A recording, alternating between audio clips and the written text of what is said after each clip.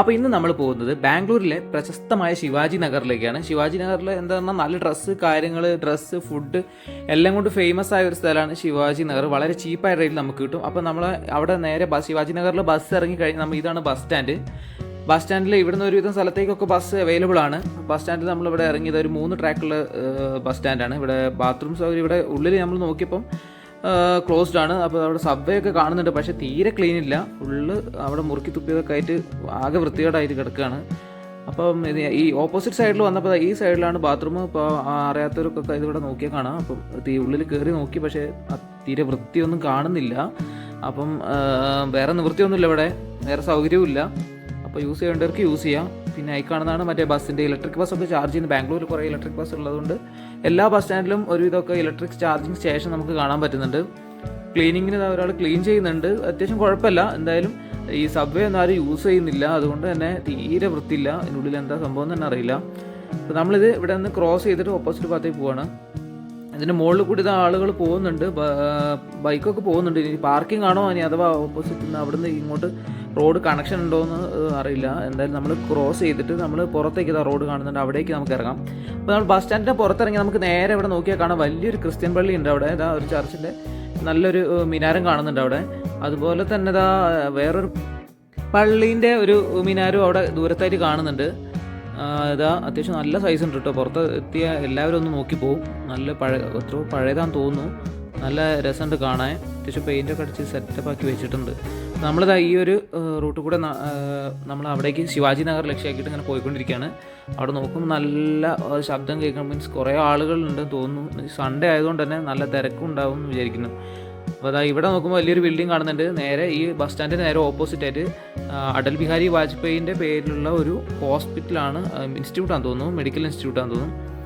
അതെ, റിസർച്ച് ഇൻസ്റ്റിറ്റ്യൂട്ടാണ്, medical college and research ഇൻസ്റ്റിറ്റ്യൂട്ടാണ്. ഇന്ന് ക്ലോസ്ഡ് ആണ്, സൺഡേ ആയതുകൊണ്ട്.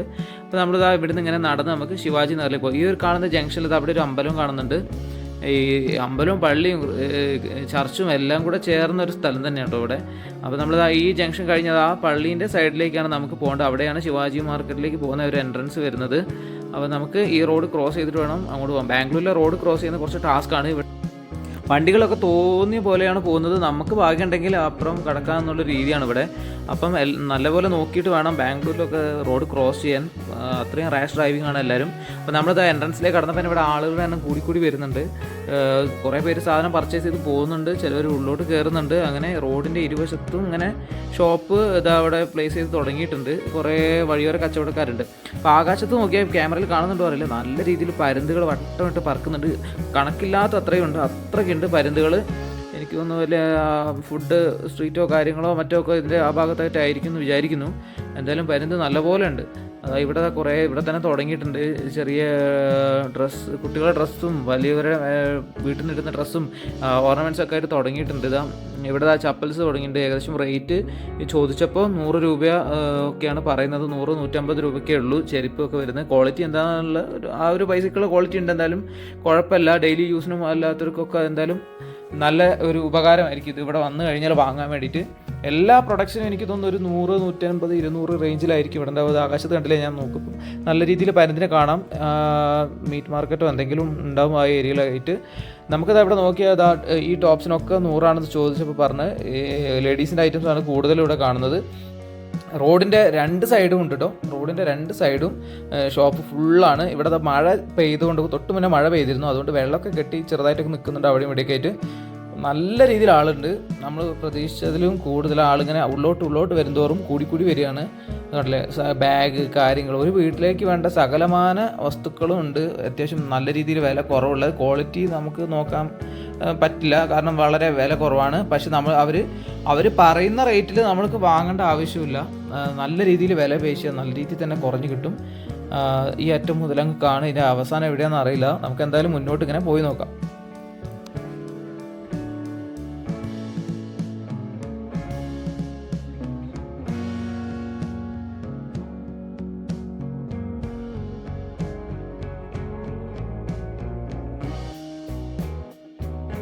ഇവിടെ നമ്മൾ അടുക്കളയിലേക്ക് ആവശ്യമായുള്ള ചെറിയ ഹെൽപ്ഫുൾ ആവുന്ന ഉപകരണങ്ങളൊക്കെ ഉണ്ട്. നമ്മൾ ഉള്ളി അരിയാനൊക്കെ വളരെ ഹെൽപ്ഫുൾ ആയിട്ടുള്ള സാധനമാണ് കാണുന്നത്.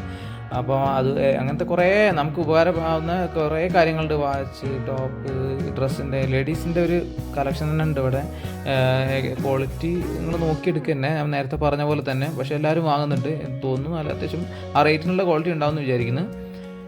അതാ ഇവിടെ കാർപ്പറ്റ്സ് ഉണ്ട്. എല്ലാം വീട്ടിലേക്ക് ആവശ്യമായ എല്ലാ സാധനങ്ങളും ഇവിടെ തുടങ്ങുകയാണ്, ഇവിടെ കിട്ടുന്നുണ്ട് വളരെ വിലക്കുറവിൽ. ടവല്, കാർപ്പറ്റ്, തുണിത്തരങ്ങൾ, ഇതാ ഷർട്ട് 200 രൂപയ്ക്ക് 2 എണ്ണം. കണ്ടിട്ട് ക്വാളിറ്റി ഉണ്ട് കേട്ടോ, ഞാൻ കണ്ടിട്ട് ക്വാളിറ്റി ഉണ്ട്.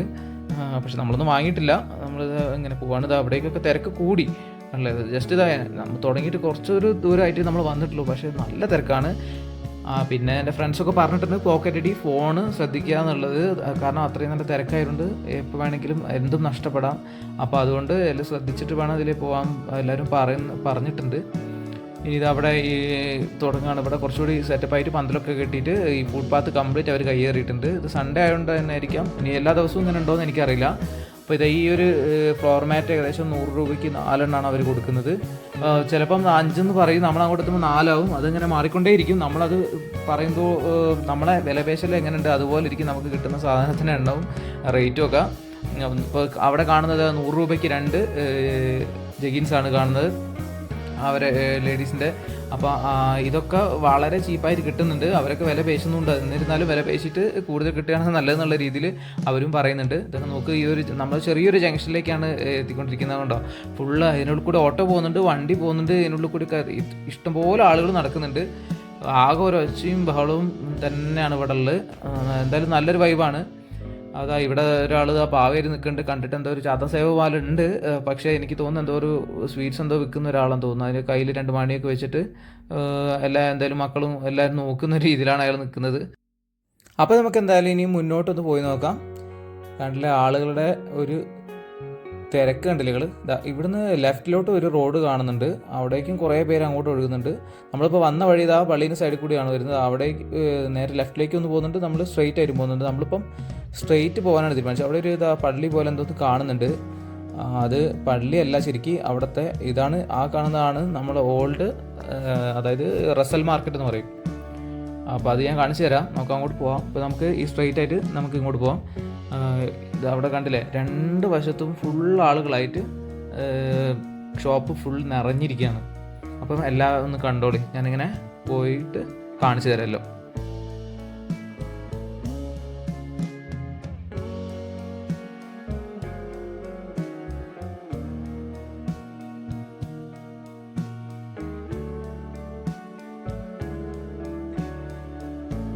നമ്മൾ ഏകദേശം കുറച്ചുകൂടി മുന്നോട്ട് വന്നപ്പോൾ ഇവിടെ ജെൻസിൻ്റെ സെക്ഷനൊക്കെ തുടങ്ങിയിട്ടുണ്ട്. ടീഷർട്ട്, ജീൻസ് കാര്യങ്ങളൊക്കെ ഉണ്ട്.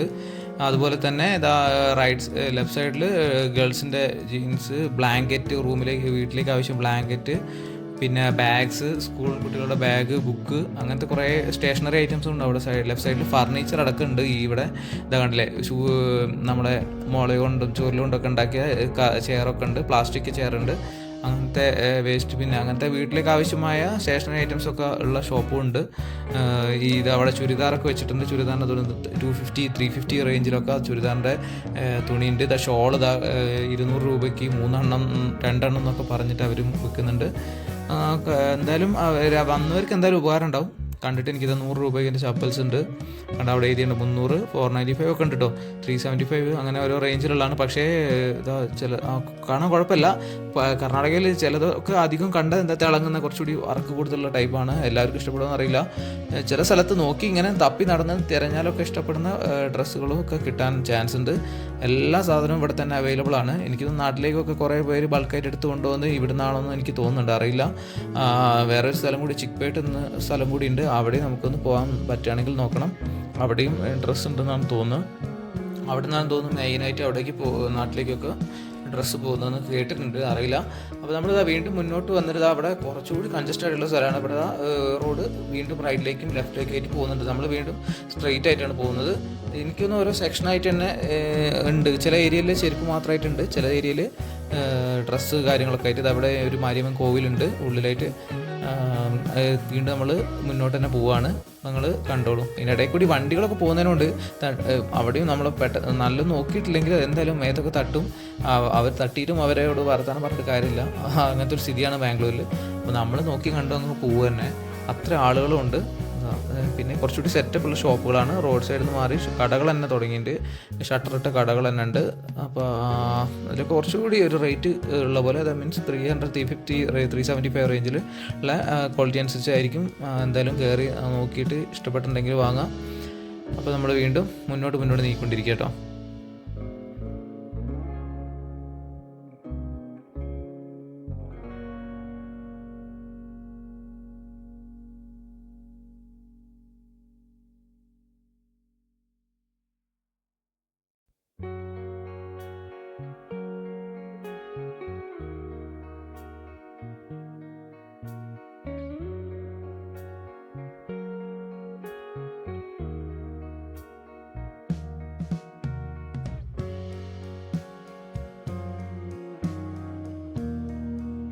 നമ്മൾ വീണ്ടും ഒരു ജംഗ്ഷനിൽ എത്തിയിട്ടുണ്ട്.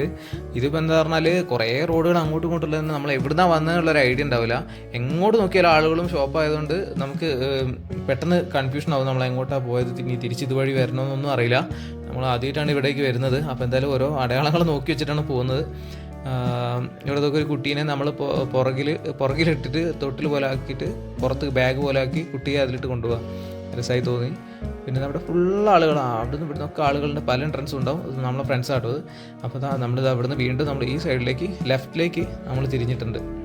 ലെഫ്റ്റ് ലക്ഷ്യമാക്കിയിട്ട് നമ്മൾ മുന്നോട്ട് നീങ്ങാണ്. ഇവിടെയും അതുപോലെ ബാഗ്സ്, ഡ്രസ്സ് കാര്യങ്ങളൊക്കെ തന്നെയാണ് കാണുന്നത്. അപ്പോൾ നിങ്ങൾ കണ്ടിരിക്കുക, ഞങ്ങളൊന്ന് മുന്നോട്ട് പോട്ടെ.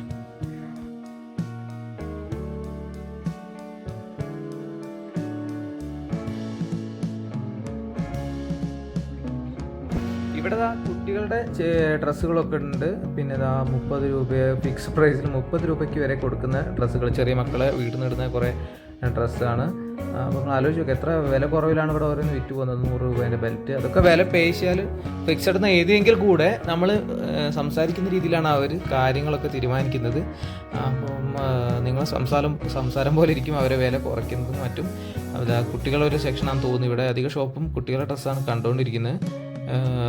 പക്ഷേ ഇവിടെ വലിയ ഡ്രസ്സും കാണുന്നുണ്ട്. നമ്മൾ മുന്നോട്ട് പോയി ലേഡീസ് സെക്ഷനാണ് മെയിനായിട്ട് ലേഡീസിനെ അവർ ഫോക്കസ് ചെയ്യുന്നത്. കാരണം അത്രയും ഡ്രസ്സും കാര്യങ്ങളും ബാഗും അവരെ ഫാൻസി ഐറ്റംസൊക്കെ ആയിട്ട് ഇഷ്ടംപോലെ ഷോപ്പ് ഈ ഒരു റേഞ്ചിൽ തന്നെ ഉണ്ട്. ഇവിടെ ഓർണമെൻറ്റ്സിൻ്റെ ഒരു ഏരിയ ആണെന്ന് തോന്നുന്നു. അതിന് ഇടയിൽ കൂടെ ഇതുപോലെ ഫുഡ് കാര്യങ്ങളൊക്കെ കൊണ്ടുപോകുന്നുണ്ട്. കുറേ പേര് ഇത് വാങ്ങി കഴിക്കുന്നുണ്ട്. കാരണം ഇതിനുള്ളിൽ കയറി കഴിഞ്ഞാൽ വേറെ ഫുഡിൻ്റെ ഷോപ്പ് കുറവാണ്, കണ്ടിട്ടില്ല. വെഡ്ഡിങ് സെക്ഷൻ, ഇതൊക്കെ അത്യാവശ്യം നല്ല രീതിയിൽ രസമുള്ള സാധനം തന്നെ കേട്ടോ. അപ്പോൾ നാട്ടിലൊക്കെ ഇതിനൊക്കെ അത്യാവശ്യം 20,000, 30,000, 70,000, 1 ലക്ഷം വരെ പോകുന്ന റേഞ്ചുകളൊക്കെ കണ്ടിട്ടുണ്ട്. ഇവിടെ എങ്ങനെയാണെന്നുള്ള അത്ര ഒന്നും ഉണ്ടാവും തോന്നുന്നില്ല. അപ്പോൾ ഇവിടെ നിന്ന് ഞാൻ അന്വേഷിച്ചില്ല അവിടെ.